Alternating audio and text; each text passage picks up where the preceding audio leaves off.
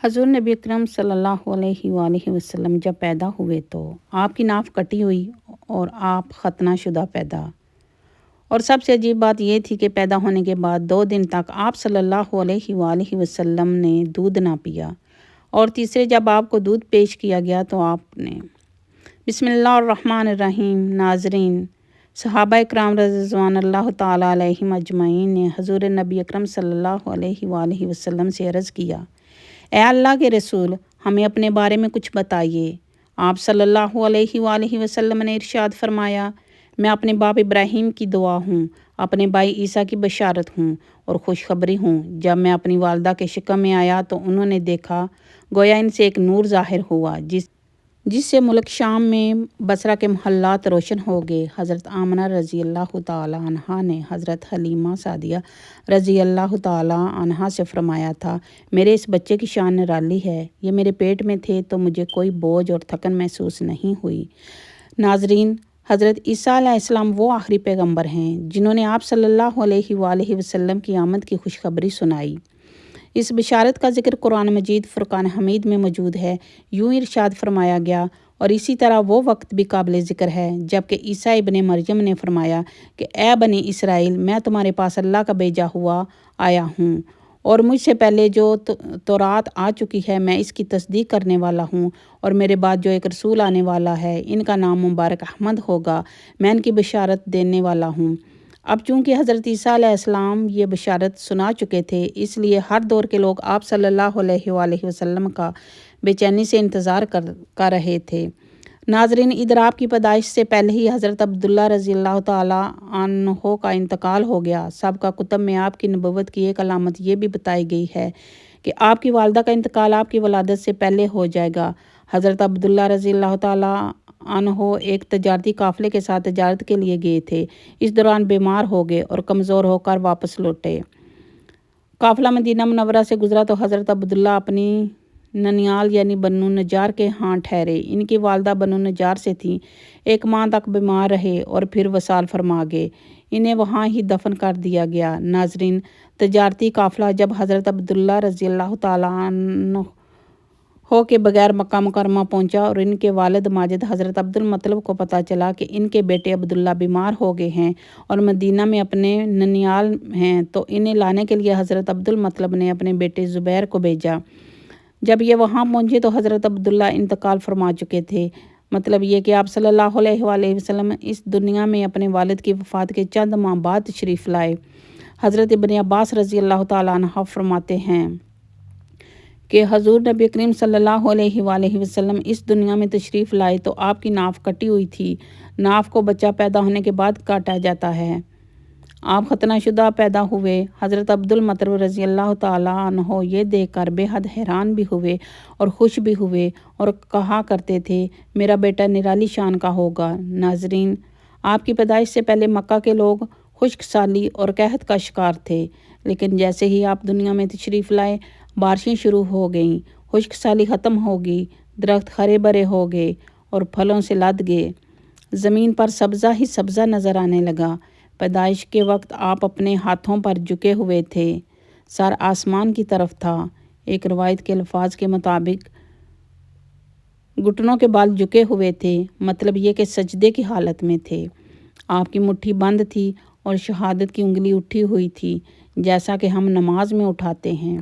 حضور نبی کریم رؤوف الرحیم صلی اللہ علیہ وآلہ وسلم فرماتے ہیں، جب میری والدہ نے مجھے جنم دیا تو ان سے ایک نور نکلا، اس نور سے شام کے محلات جگمگا اٹھے۔ ناظرین، آپ صلی اللہ علیہ وآلہ وسلم کی والدہ سیدہ آمنہ رضی اللہ تعالیٰ عنہا فرماتی ہیں، محمد صلی اللہ علیہ وآلہ وسلم کی پیدائش کے وقت ظاہر ہونے والے نور کی روشنی سے مجھے بصرہ میں چلنے والے اونٹوں کی گردنیں تک نظر آئیں۔ ناظرین، علماء صالح رحمۃ اللہ علیہ نے لکھا، جب حضور نبی اکرم صلی اللہ علیہ وآلہ وسلم پیدا ہوئے تو آپ نے اللہ کی تعریف کی۔ ایک روایت میں یہ الفاظ آئے ہیں، اللہ اکبر کبیرہ والحمد للہ کثیرہ وسبحان اللہ بکرۃ و اصیلا۔ مطلب اللہ تعالیٰ سب سے بڑا ہے، اللہ تعالیٰ کی بہت تعریف ہے اور میں صبح و شام اللہ کی پاکی بیان کرتا ہوں۔ ناظرین، آپ کی ولادت کس دن ہوئی؟ اس بات پر سب کا اتفاق ہے کہ وہ پیر کا دن تھا۔ آپ صبح فجر طلوع ہونے کے وقت دنیا میں تشریف لائے۔ تاریخ پیدائش کے سلسلے میں بہت سے اقوال ہیں۔ ایک روایت کے مطابق آپ 12 ربیع الاول کو پیدا ہوئے، ایک روایت 8 ربیع الاول کی ہے، ایک روایت 2 ربیع الاول کی ہے۔ اس سلسلے میں اور بھی بہت سی روایات ہیں۔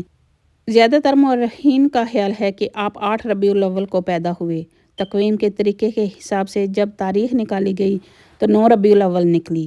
مطلب یہ کہ اس بارے میں بالکل صحیح بات کسی کو معلوم نہیں۔ اس پر سب کا اتفاق ہے کہ مہینہ ربیع الاول کا تھا اور دن پیر کا۔ ناظرین، یہ بھی کہا جاتا ہے کہ آپ کو پیر کے دن ہی نبوت ملی، پیر کے دن ہی آپ نے مدینہ منورہ کی طرف ہجرت فرمائی اور پیر کے دن ہی آپ وصال فرما گئے۔ آپ صلی اللہ علیہ وآلہ وسلم عام الفیل میں پیدا ہوئے، یعنی ہاتھیوں والے سال۔ یہ سال عام الفیل اس لیے کہا جاتا ہے کہ ابراہیم نے ہاتھیوں کے ذریعے مکہ مکرمہ پر چڑھائی کی تھی۔ آپ صلی اللہ علیہ وآلہ وسلم کی پیدائش اس واقعے کے کچھ ہی دن بعد ہوئی تھی۔ واقعہ کچھ اس طرح ہے کہ ابراہیم یمن کا عیسائی حاکم تھا۔ حج کے دن میں اس نے دیکھا کہ لوگ بیت اللہ کا حج کرنے جاتے ہیں۔ اس نے اپنے لوگوں سے پوچھا کہ یہ لوگ کہاں جاتے ہیں؟ اسے جواب دیا گیا کہ بیت اللہ کا حج کرنے مکہ جاتے ہیں۔ اس نے پوچھا بیت اللہ کس چیز کا بنا ہوا ہے؟ بتایا گیا پتھروں کا ہے۔ اس نے پوچھا اس کا لباس کیا ہے؟ بتایا گیا ہمارے ہاں سے جو دار کپڑا جاتا ہے اس سے اس کی پوشاک تیار ہوتی ہے۔ ناظرین، ابراہیم عیسائی تھا۔ ساری بات سن کر اس نے کہا مسیح کی قسم میں تم لوگوں کے لیے اس سے اچھا گھر تعمیر کروں گا۔ اس طرح اس نے سرخ، سفید، زرد اور سیاہ پتھروں سے ایک گھر بنوایا، سونے اور چاندی سے اسے سجایا، اس میں کئی دروازے رکھوائے، سونے کے پترے چڑھوائے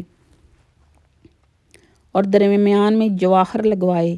اس مکان میں ایک بڑا سا یاقوت بھی نصب کیا، پردے لگوائے اور خوشبو جلانے کا انتظام کیا۔ اس کی دیواروں پر اس قدر مشک ملا گیا کہ وہ سیاہ رنگ کی ہو گئیں، یہاں تک کہ جواہر بھی نظر نہیں آتے تھے۔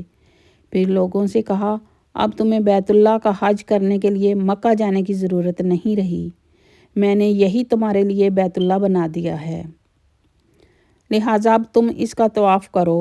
ناظرین، اس طرح کچھ قبائل کئی سال تک اس کا حج کرتے رہے، اس میں اعتکاف کرتے رہے، حج والے مناسک بھی یہی ادا کرتے رہے۔ عرب کے ایک شخص نفیل خشمی سے یہ بات برداشت نہ کر سکا، وہ اس مصنوعی خانہ کعبہ کے خلاف دل ہی دل میں کرتا رہا۔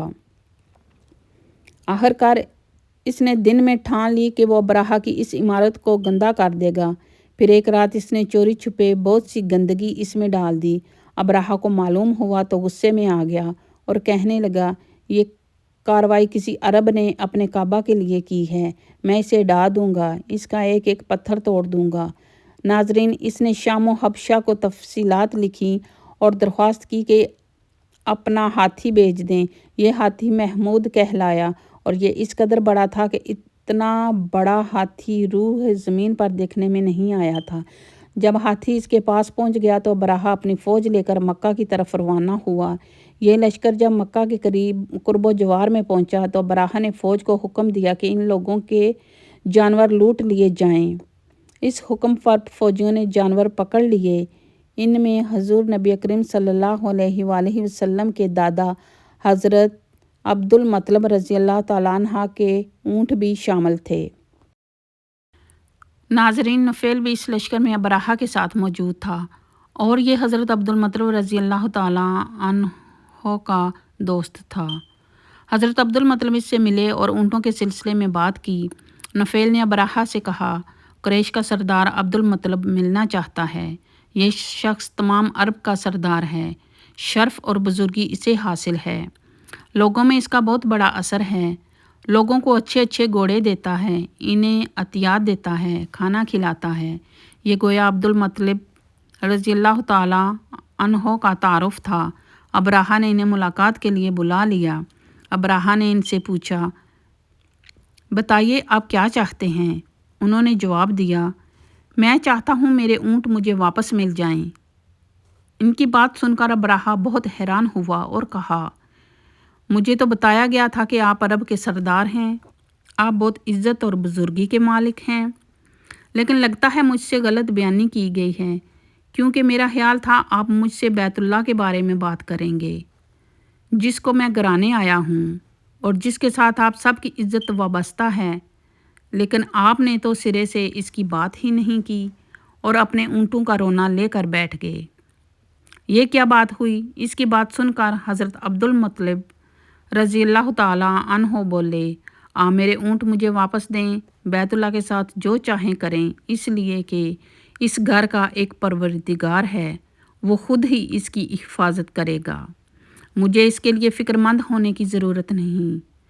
नाजरीन, इनकी बात सुनकर अब्राहा ने हुक्म दिया कि अब्दुल मुत्तलिब के ऊँट वापस दे दिए जाएं। जब इन्हें इनके ऊँट वापस मिल गए तो उन्होंने इनके सिमों पर चमड़े चढ़ा दिए, इन पर निशान लगा दिए, इन्हें कुर्बानी के लिए वक्फ करके हरम में छोड़ दिया, ताकि फिर कोई इन्हें पकड़ ले तो हरम का परवरदिगार गुस्से में आ जाए। फिर हज़रत अब्दुल मुत्तलिब रज़ियल्लाहु ताला अन्हु हिरा पहाड़ पर चढ़ गए। इनके साथ इनके कुछ दोस्त भी थे।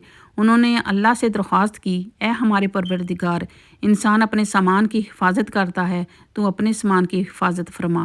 नाजरीन, इधर से अब्राहा अपना लश्कर लेकर आगे बढ़ा। वो खुद हाथी पर सवार लश्कर के दरमियान मौजूद था। ऐसे में इसके हाथी ने आगे बढ़ने से इनकार कर दिया।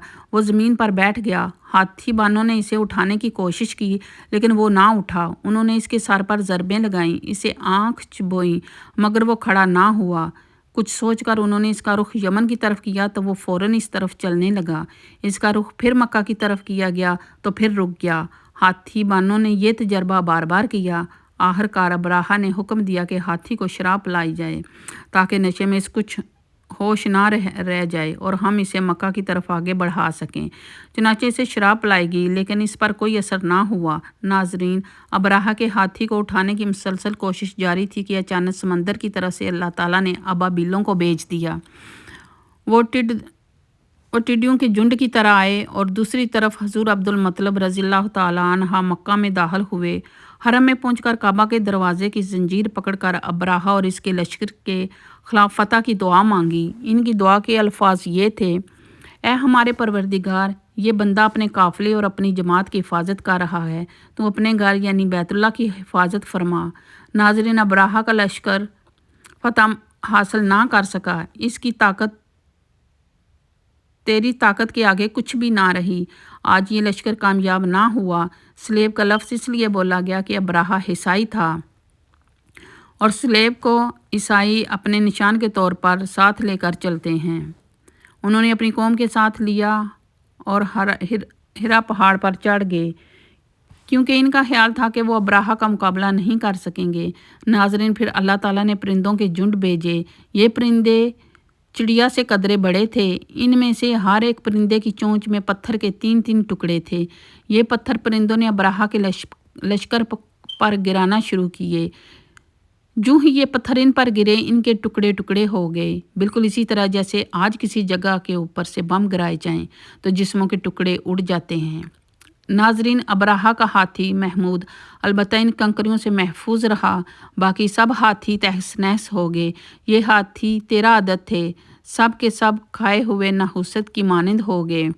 जैसा कि सूरह फील में आता है, अब्राहा और इसके कुछ साथी तबाही का ये मंजर देखकर बुरी तरह भागे, लेकिन परिंदों ने इनको भी ना छोड़ा। नाजरीन, अब्राहा के बारे में तबकात में लिखा है कि इसके जिस्म का एक अज़ब अलग होकर गिरता चला गया, यानी वो भाग रहा था और इसके जिस्म का एक एक हिस्सा अलग होकर गिर रहा था।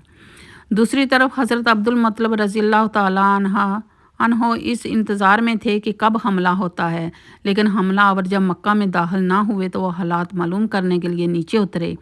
मक्का से बाहर निकले तब उन्होंने देखा कि सारा लश्कर तबाह हो चुका है। खूब माल गनीमत इनके हाथ लगा, बेशुमार सामान हाथ आया। माल में सोना चांदी भी बेतहाशा था। लश्कर में से कुछ लोग ऐसे भी थे जो वापस नहीं भागे थे, ये मक्का में रह गए थे। इनमें अब्राहा के हाथी का मुआवन भी था, जो महमूद को आगे लाने में नाकाम रहा था। ناظرین، ہمارے نبی حضرت محمد صلی اللہ علیہ وآلہ وسلم اس واقعے کے چند دن بعد پیدا ہوئے۔ آپ جس مکان میں پیدا ہوئے وہ صفا پہاڑی کے قریب تھا۔ حضرت کعب احبار رضی اللہ تعالیٰ عنہ روایت کرتے ہیں کہ میں نے تورات میں پڑھا تھا کہ رسول اللہ صلی اللہ علیہ وآلہ وسلم کی پیدائش مکہ میں ہوگی۔ یہ کعب پہلے یہودی تھے، اس لیے تورات پڑھا کرتے تھے۔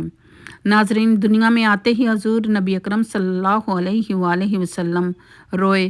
حضرت عبد الرحمن بن عوف رضی اللہ تعالیٰ عنہ کی والدہ کہتی ہیں کہ جب حضرت آمنہ رضی اللہ تعالیٰ عنہا کے ہاں ولادت ہوئی تو میں وہاں موجود تھی۔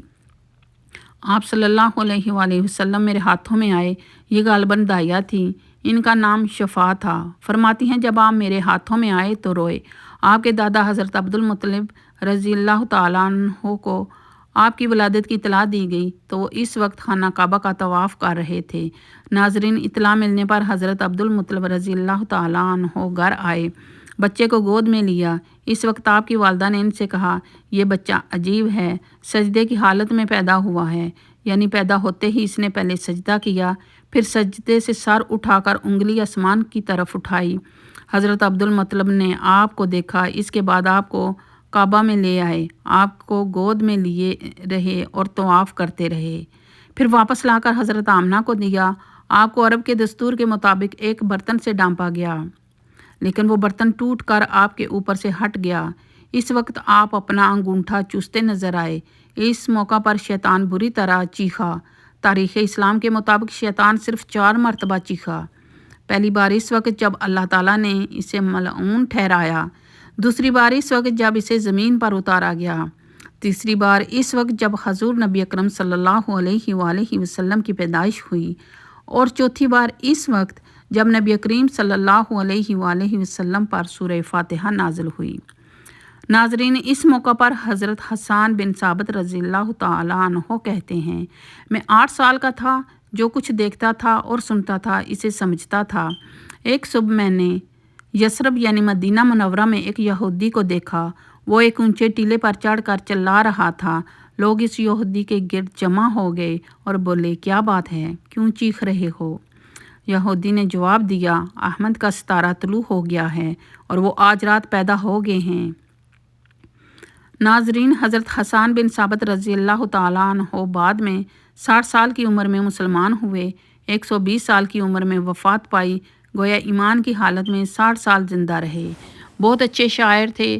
نبی کریم صلی اللہ علیہ وآلہ وسلم کی اپنے اشعار میں تعریف کیا کرتے تھے اور دشمنوں کی برائی اشعار میں بیان کرتے تھے۔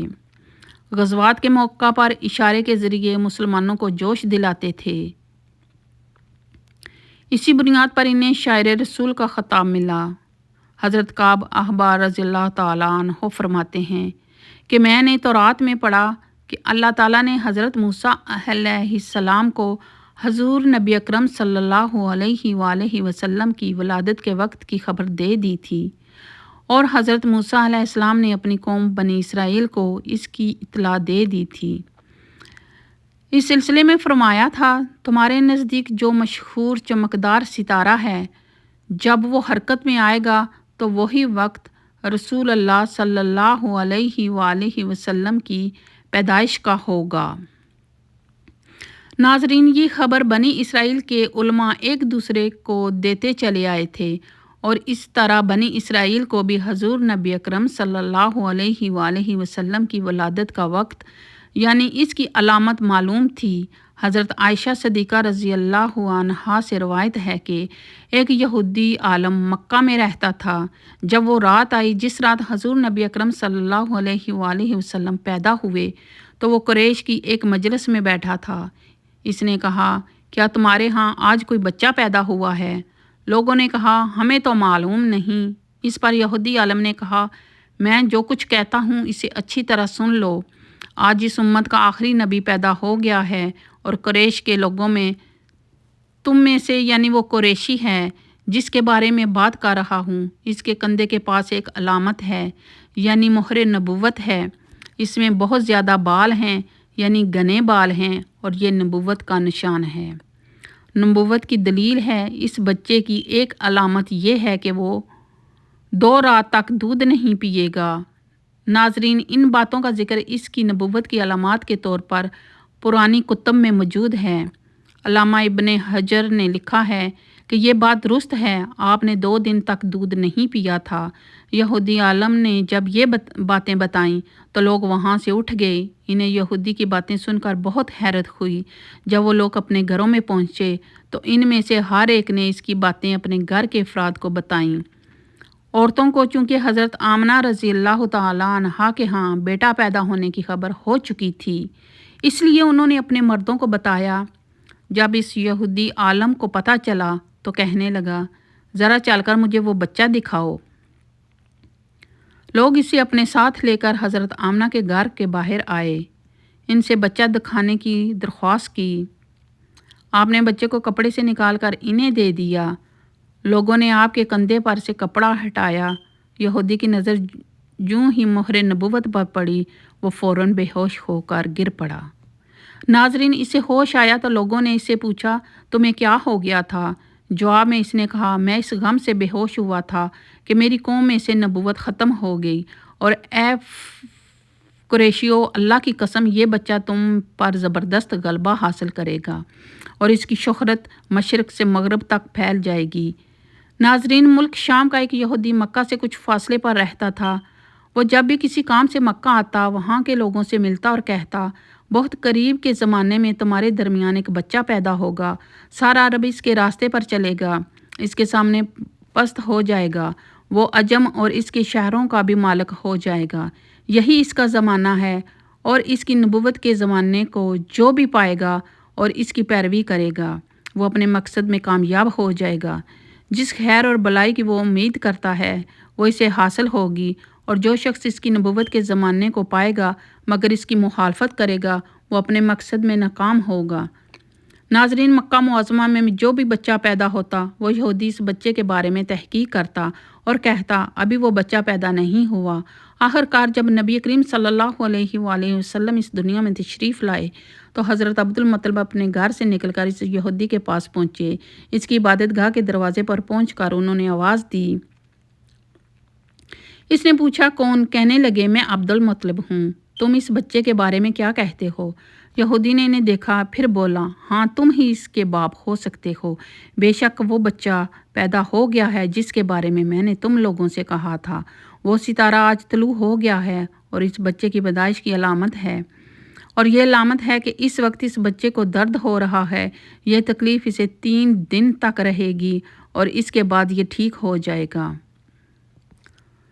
ناظرین، راہب نے جو یہ کہا تھا کہ بچہ 3 دن تک تکلیف میں رہے گا، تو اس کی تفصیل یہ ہے کہ آپ صلی اللہ علیہ وآلہ وسلم نے 3 دن تک دودھ نہیں پیا تھا، اور یہودی نے جو کہا تھا کہ ہاں، آپ ہی اس کے باپ ہو سکتے ہیں، تو اس سے مراد یہ ہے کہ عربوں میں دادا کو بھی باپ کہہ دیا جاتا ہے، اور نبی کریم صلی اللہ علیہ وآلہ وسلم نے ایک بار خود فرمایا تھا، میں عبد المطلب کا بیٹا ہوں۔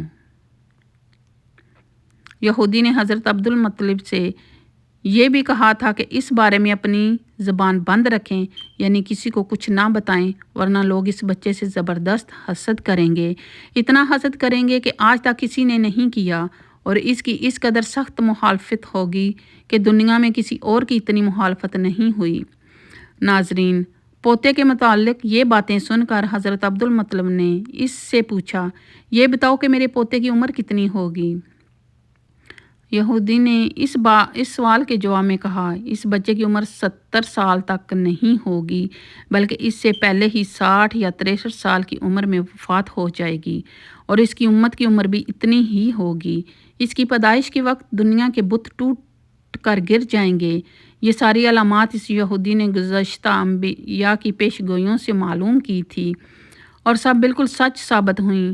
ناظرین، قریش کے کچھ لوگ عمر بن نفیل وغیرہ ایک بدھ کے پاس جاتے تھے۔ یہ اس رات بھی اس بدھ کے پاس گئے جس رات آپ صلی اللہ علیہ وآلہ وسلم کی پیدائش ہوئی۔ انہوں نے دیکھا وہ بدھ آنکھیں موندے گر پڑا ہے۔ ان لوگوں کی یہ بات بری لگی، انہوں نے اسے اٹھایا، سیدھا کر دیا، مگر وہ پھر گر گیا۔ انہوں نے پھر اسے سیدھا کیا، وہ پھر الٹا ہو گیا۔ ان لوگوں کو بہت حیرت ہوئی، یہ بات بہت عجیب لگی۔ تب اس بدھ سے آواز نکلی، نکلی۔ یہ ایک ایسے بچے کی پیدائش کی خبر ہے جس کے نور سے مشرق اور مغرب میں تمام زمین کے گوشے منور ہو گئے ہیں۔ نکلنے والی آواز نے انہیں اور زیادہ حیرت زدہ کر دیا۔ ناظرین، اس کے علاوہ ایک واقعہ یہ پیش آیا کہ پارس کے تمام آتش کدوں کی آگ بجھ گئی جس کی وہ پوجا کیا کرتے تھے اور اس کو بجھنے نہیں دیتے تھے، لیکن اس رات ایک ہی وقت میں تمام کے تمام آتش کدوں کی آگ آنن فانن بجھ گئی۔ آگ کے پوجنے والوں میں رونا پیٹنا مچ گیا۔ کسریٰ کو یہ تمام اطلاعات ملی تو اس نے کاہن کو بلایا۔ اس نے اپنے محل میں شگاف پڑھنے اور آتش کدوں کی آگ بجھنے کے واقعات اس سے سنا کر پوچھا، آخر ایسا کیوں ہو رہا ہے؟ وہ کاہن خود تو جواب نہ دے سکا، تاہم اس نے کہا، ان سوالات کے جوابات میرے ماموں دے سکتا ہے۔ اس کا نام ستی ہے۔ نوشیروان نے کہا، ٹھیک ہے، تم جا کر ان سوالات کے جوابات لاؤ۔ وہ گیا، ستی سے ملا، اسے یہ واقعات سنائے۔ ستی نے سن کر کہا، ایک عصا والا نبی ظاہر ہوں گے جو عرب اور شام پر چھا جائیں گے اور جو کچھ ہونے والا ہے ہو کر رہے گا۔ اس نے یہ جواب کسریٰ کو بتایا۔ اس وقت کسریٰ نے دوسرے کوہنوں سے بھی معلومات حاصل کر لی تھی، چنانچہ یہ سن کر اس نے کہا، تب پھر ابھی وہ وقت آنے میں دیر ہے، یعنی ان کا غلبہ میرے بعد ہوگا۔ پیدائش کے ساتھ ہی دن حضرت عبد المطلب رضی اللہ تعالیٰ عنہ نے اپنے پوتے جناب رسول اللہ صلی اللہ علیہ وآلہ وسلم کا عقیقہ کیا اور نام محمد صلی اللہ علیہ وآلہ وسلم رکھا۔ عربوں میں اس سے پہلے یہ نام کسی کا نہیں تھا۔ قریش کو یہ نام عجیب سا لگا۔ کچھ لوگوں نے حضرت عبد المطلب سے کہا، اے عبد المطلب، کیا وجہ ہے کہ تم نے اس بچے کا نام اس کے باپ دادا کے نام پر نہیں رکھا بلکہ محمد رکھا ہے، اور یہ نام نہ تمہارے باپ دادا میں کسی کا ہے نہ تمہاری قوم میں کسی کا ہے؟ حضرت عبد المطلب رضی اللہ تعالیٰ عنہ نے انہیں جواب دیا، میری تمنا ہے کہ آسمانوں میں اللہ تعالیٰ اس بچے کی تعریف فرمائیں اور زمین پر لوگ اس کی تعریف کریں۔ محمد کے معنی ہیں جس کی بہت زیادہ تعریف کی جائے۔ اس طرح والدہ کی طرف سے آپ کا نام احمد رکھا گیا۔ احمد نام بھی اس سے پہلے کسی کا نہیں رکھا گیا تھا۔ مطلب یہ کہ ان دونوں ناموں کی اللہ تعالیٰ نے حفاظت کی اور کوئی بھی یہ نام نہ رکھ سکا۔ احمد کا مطلب ہے سب سے زیادہ تعریف کرنے والا۔ آپ احمد پہلے ہیں اور محمد بعد میں، یعنی آپ کی تعریف دوسروں نے بعد میں کی۔ اس سے پہلے آپ کی یہ شان ہے کہ آپ اللہ تعالیٰ کی سب سے زیادہ حمد و ثنا کرنے والے ہیں۔ اپنی والدہ کے بعد آپ نے سب سے پہلے صوبیہ کا دودھ پیا۔ صوبیہ نبی کریم صلی اللہ علیہ وآلہ وسلم کے چچا ابو لہب کی باندی تھیں۔ ان کو ابو لہب نے آپ صلی اللہ علیہ وآلہ وسلم کی پیدائش کی خوشی میں آزاد کر دیا تھا۔ صوبیہ نے آپ کو چند دن تک دودھ پلایا۔ انہی دنوں صوبیہ کے ہاں اپنا بیٹا پیدا ہوا تھا۔ آپ کی والدہ نے آپ کو صرف 9 دن تک دودھ پلایا۔ ان کے بعد صوبیہ نے پلایا۔ پھر دودھ پلانے کی باری حضرت حلیمہ سعدیہ رضی اللہ تعالیٰ عنہا کی آئی۔ حضرات اسی امید کے ساتھ اجازت دیجیے کہ آپ کو ہماری ویڈیو پسند آئی ہوگی۔